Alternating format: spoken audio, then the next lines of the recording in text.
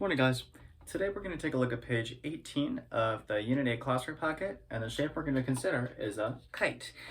Now, kites, they're kind of like the odd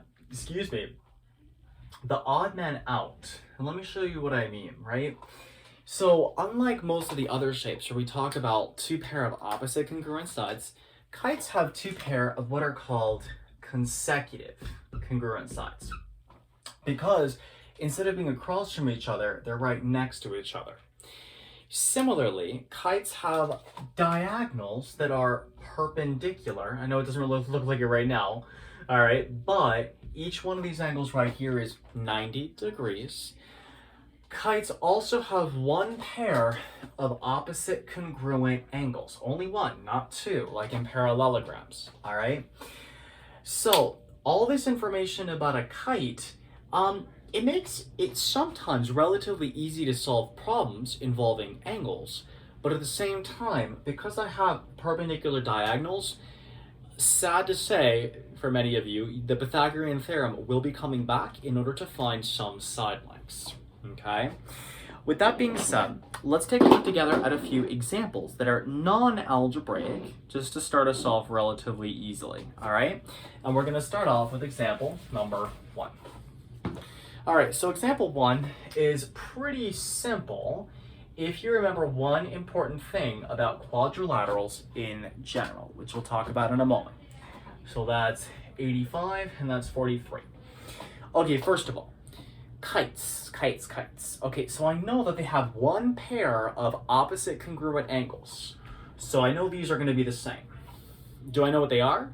No, but what I can do is I can call each of them x, because they're the same. Now, what I do need to remember about a kite is how many degrees are inside. Does anybody remember? So a triangle has 180. What about a quadrilateral? How many degrees are inside? 360. So in this case, my equation would be x plus 85 plus 43 equals 360. Combine like terms, so that's going to be 2x plus 128 equals 360. Subtract 128 from both sides. Let's see. So that's going to give me 232. Divide both sides by 2, and x equals 100 and I think it's 116. All right. So in this case, both of the unknown angles, angle B and angle D, would both be 116 degrees because kites have one pair of opposite congruent angles. Okay? The next one we're going to take a look at is example number 5. Which one? Example number 5. Okay? Yay, there's light. All right, so this is kind of a weird one.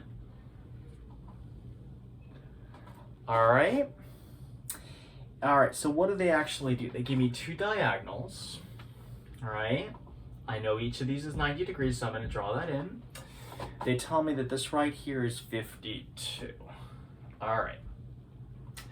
Now, something, guys, I do want to say, all right?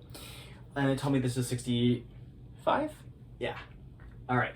So, guys, something I will say about kites, as was the case with rhombi, as was the case with rectangles, is that it really does help to remember properties that came before, right? Or theorems that we learned before. In this particular case, one of the most important is going to be the triangle sum theorem. For example, do you guys notice how in this particular triangle right here, I've used up 90 and I've used up 52? That means that in total, if I subtract 90 and I subtract 52, I've only got, I believe it's 38 degrees left. Now, these two triangles, this one and this one over here, believe it or not, are actually the same triangle. Okay, if you don't believe me, take a look.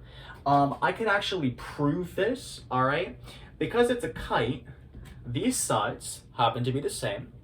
These are both right angles, and they share this side in common. So therefore, by the hypotenuse leg theorem, those triangles are the same, and by CPCTC, that means that this right here is 52, and this is also 38.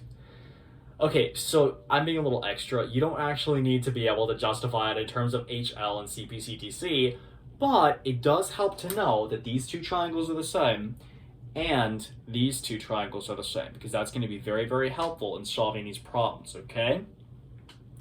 With that being said, let's keep chugging. If this is 65 and these two triangles are the same, that means that this over here is also 65. And then triangle sum theorem applies one last time for these two over here. So I've used up 90 and 65. That means I've used up 155. And if I subtract 155 from 180, I believe I get 25 degrees. Okay? So, yeah, that in a nutshell is a kite.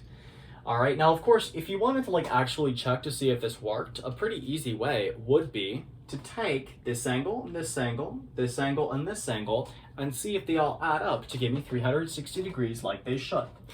Well, let's see, 65 and 38 together, that gives me 103, is that right? Yeah, 103. This is also 103, that's 50, and that's 104. So let's add. 6, 10, 1, 6. Oh my gosh, we are good. All right.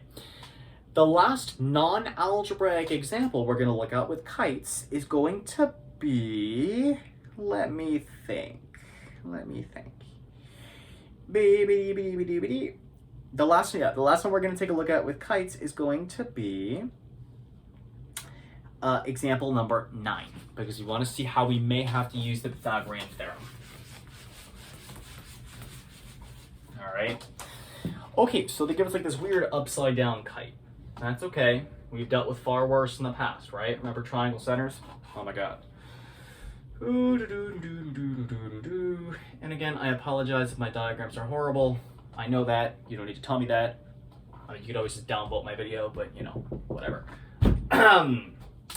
All right, so with that being said, let's take a look now at this problem right here. So RS is 10, and they tell me that RU is 9. All right, so right here is 9. And what they're asking me to find is QS, so this whole thing right here. Well, in order to do that, what I'm going to have to do first is use the Pythagorean theorem to find this piece right here. Huh? You may be saying, like, what the heck? How do I know I need to use Pythagorean theorem? Let me prove it to you. If I redraw this triangle up here, this is what I have, guys. I need to find this piece right here, which is a leg. So I know I've been given a leg and a hypotenuse. So what I need to do is I need to plug into the Pythagorean theorem in order to find this piece right here. Okay? So that means 9 squared plus b squared equals 10 squared. 81 plus b squared equals 100. Subtract 81 from both sides to get 19, and b equals rad 19, which cannot be simplified because 19 is a prime number.